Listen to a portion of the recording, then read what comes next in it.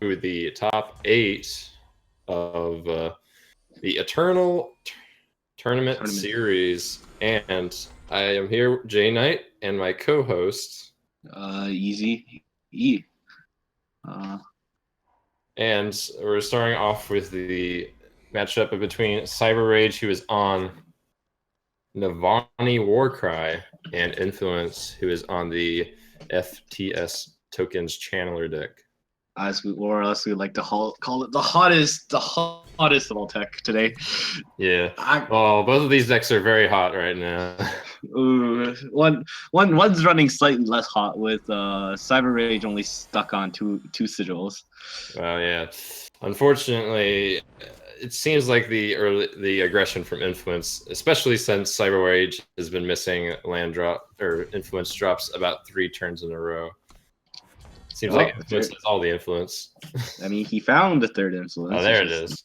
It's a depleted. That's not quite going to be maybe what he wanted to compete against the speed Influence is playing at right now. Oh, and Influence is about to set up the Wump party. Yeah, if we see, look at Influence's hand, he's got a Wump and then Scouting Party leading into the next turn. It's going to draw him a lot of cards, possibly into a Channeler, and that would probably be lethal. Again, that will take a few turns to set up, so CybeRRage still does have some time to draw out of this scenario. I am smelling it so quickly. Oh, he's debating between Vault and Wump. I feel like you just go for Wump right now. Yeah, there is the setup, but I feel like the Vault's also a decent choice. We'll just have to see what he does. He is going to draw 4 off the Scouting Party. I'm not sure if the extra draw is really worth slowing down by a turn. And yeah, it seems like he agrees. He also knows that there is like a... He knew there was a quick fast spell because he did the attack first to check. Yeah. But he didn't know because he was trying to... I mean, like, if he was guessing it was a Torch, it was actually safer to play the Vault rather than Wump. But I would imagine that Torch. I believe Influence knows that CybeRRage has Finest Hour here because the Torch, I believe, would have been played earlier to kill that Initiate. Yeah. Depending on when the Finest Hour was drawn. Of course, we didn't see the first few turns here. Of course, it's already been silenced, but Wump got silenced. Yeah, unfortunate, but we can draw. Influence can still draw his Channeler to be able to get through all his Yetis without them being blocked. We'll have to see if that's what he draws here.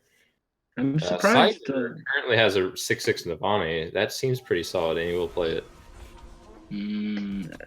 It seems solid, but in a few turns, especially with that Xenon Obelisk, it doesn't. It looks very bad compared to. Oh, geez, that 8-power Xenon Obelisk. See, he's blocking the Wump, blocking one of the tokens. He didn't block one of the Yetis. He is dead on board. It seems like, yeah, the life total. Never mind. Damn, Xenon Obelisk really was the hit there. That was quite the top pick. It was really unfortunate that our game 1 was so one side lead the It was a pretty quick, mostly because of power screw right there, unfortunately. But right now we're gonna look at Influence's deck, which again is the FTS Tokens deck. So the main idea of this deck, you play a lot of small guys, then you get a lot of face damage when you play your Channeler, which makes all of your units deal 1 damage to the opponent's face. That's pretty much the deck. You get Wump. You have Wump. Wump and Channeler kind of does the same thing with Scouting Party. It's just depending on the order, like playing order kind of matters. But otherwise, yeah, the mirror images and Shimmer. Of course, it also runs like Shimmer packs because why not? Yeah. Again, the mirror images are in there to be able to play more copies of the Channeler and I assume also Wump at times, just to get more face damage with your tokens.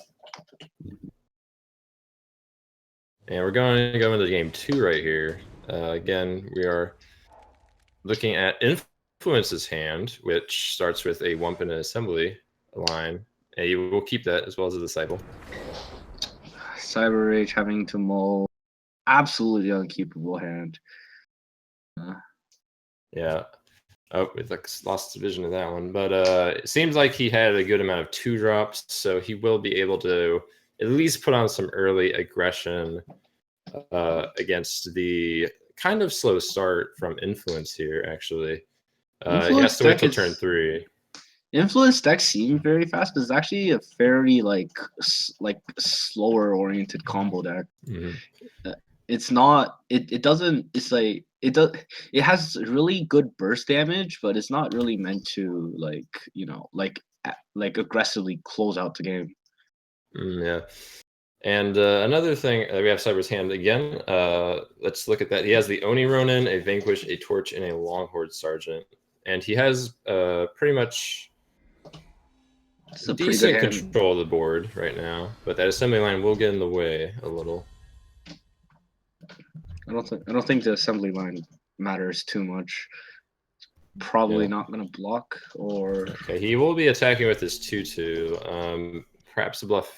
Yeah, didn't want to take a chance on the finest tower there, I suppose. Influence. He does have the Obelisk next turn, which will set up those Grenadiers to be pretty good blockers if he decides to go that route. I do like to. I mean, CybeRRage's hand currently as a Rakano looks like a fairly common Rakano player's hand, which doesn't really offer a lot of thought process when playing. Influence on the other hand, I would say that Torch there seemed pretty good idea just to push through more damage. I think Cyber realizes that he actually has a significantly worse late game with at least the current state of the board and wants to get rid of as many creatures as possible. Yeah. Influence, on the other hand, is currently just trying to stabilize and stay alive for as long as he possibly could. Yep. All right, so CybeRRage will be able to play the Longhorde Sergeant next turn. He can start getting a little bit of armor. That's really... Ooh, but he gets the big Familiar. Seems to be the play he'll probably take instead. I think the Familiar is actually the game-winning play here.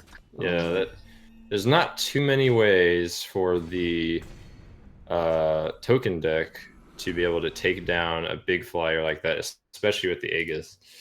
I think that... I'm not sure I like that Sand Crawler. I think what I personally would have done is play. I guess the draw from CybeRRage made the play null, but I think I would have tried to use Marison, make double Locust. That way, I have 6 power in the air versus his 5 power. Yeah. So he couldn't profitably swing in. Yeah, that's probably because he really needs to focus on being able to take care of that flyer, and not playing the flyer there pretty much removes a lot of the chance he has to be able to answer it. The sword coming in didn't really help with any. Yeah, definitely made it a lot worse. But that seemed to be the line there that would give the chance. They just playing the Wump out, and Influence definitely hoping that the Locust lives right here to be able to live just one more turn. We lost hand again from Cyber, but I don't think it realistically matters knowing what's it's just Sergeant and some stuff. Yeah, just the Sergeant, some there's the Sergeant coming down. Yeah. Okay, he's got a Permafrost. Unfortunately, not able to put the Permafrost on the flyer. That seems to be it then, because he is at 5 exact damage off the flyer there. So I believe this game goes to Cyber. Yeah, doesn't look like. I think I think Influence honestly should have made that decision to try to make 2 Locusts and stay alive as long as possible, because if it wasn't a Sword of Ikaria and Cyber bricked on the draws, for example, he drew like a ground creature, it would have been significantly better for Influence at least to keep the air under, to have aerial control and that at least lets him get a chance of coming back into the game instead of, as you see, like getting run over. Yeah. All right. Well, that puts it at 1-1 in the series right now. Yeah. So I guess we'll go to the third game, if I'm not mistaken. I mean, we also have our one stream completely dead, which is kind of awkward, but Cyber Police. All right. So I guess we'll talk a little bit about the Kano Warcry deck just for a bit while we wait for the next game. Oh, okay. So so again, the major difference between his work. Sorry. Oh, I was just gonna pull up his sideboard plan. Oh yeah. His sideboard plan is fairly simple. It's just have you put in maybe the Soulfire Drakes and the Righteous Fury, maybe some Inspires, but really like a really simple he's not like a lot of his sideboard doesn't really help. I guess you put in the Ruin now that like he hasn't really shown Permafrost, but against Permafrost and Obelisk, Ruin is really strong. So I imagine some number of Ruins. All right, so Influence has drawn a very primal heavy hand. He won't be able to play those Wumps unless he draws that second primal, unfortunately. We'll have to see if he gets there. Otherwise, this hand will be pretty dead for quite a while. Might allow CybeRRage to sneak on under him.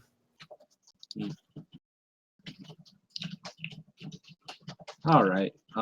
We still have this awkward part where we can't see Cyber's hand, but so we'll be pretending this is like we're like backseating a ladder game, which is what we all obviously love to do when we watch other Twitch streamers and tell them why they're awful at Eternal. Yeah, it's the hobby of everybody.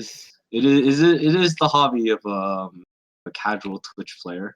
Yeah. All right. So still not getting the primal, at least getting another power, getting closer to the channeler. The really sad part about this is he might just have to play that channeler by itself, depending on how bad his draws are, or he might not be able to play anything.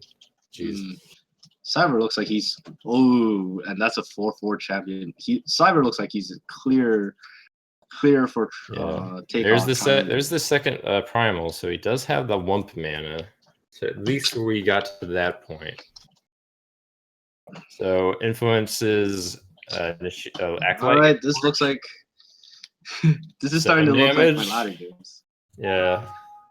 It reminds me of what usually happens when I fight Rakano. A good old ladder game. Oh wow, look at that 5/5 flyer. And very big board. Not really much of a way to answer it. What's the minute? He takes 9 damage next turn if you chump block the champion, but not really seeing a way to come back with this sort of a board, unfortunately. Just was a little too screwed on the primal there. Oh, he's blocked. Okay. No, you have to block the champion. He's taking a little time. All right. So that is 9 damage coming at his face. He'll be at 2. And see if he has the torch. CybeRRage has the torch or there's the Final Star. That finishes off the game right there. So CybeRRage will be advancing into the top 4. And unfortunately, Influence has been knocked out of the tournament. But I must say, quite the sweet deck. But I'm a little sad to see that deck go.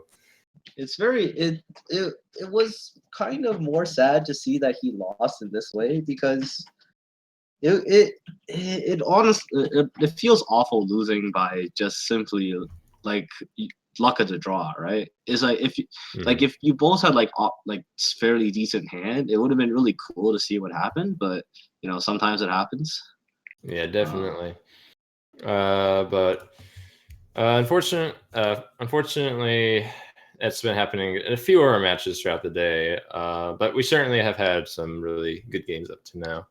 So our next match is going to be Bobert Joe versus Shed.